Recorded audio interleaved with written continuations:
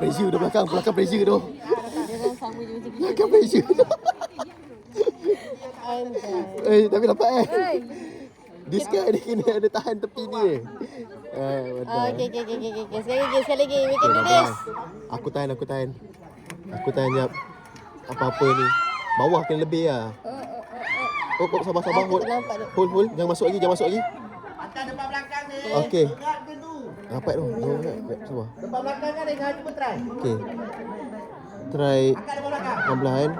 Okey. Dia kosong dari sini.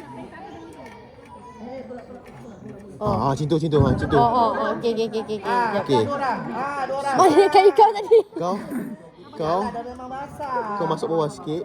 Sini Jangan sering. Mana lidah aku ni Bawa ke sana ke? Bawa ke atas boleh Atas sikit. Jolok daripada luar ke atas.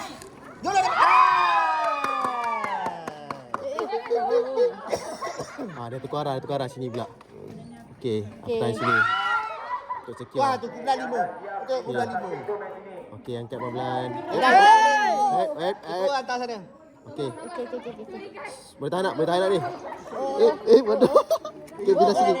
Itu tadi dua jatuh tadi. Dah. Okey. Nak buat balik dah tak sabar. boleh dah. Bodoh.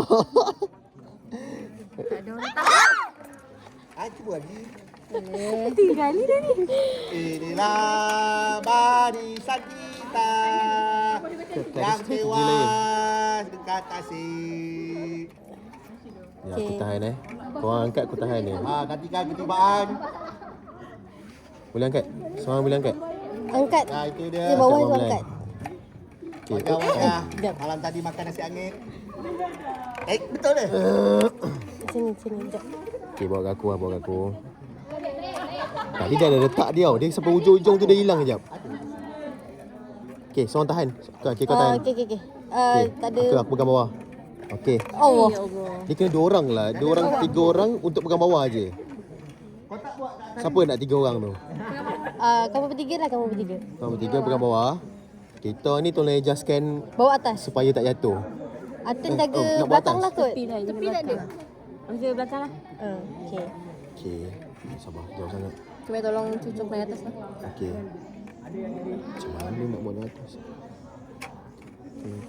Asap. Okey, jap. Okey, so hold jap. Yang pegang bola hold jap. Tak apa. Dia sekali. Dapat kan? Okey, yang bakinya ni boleh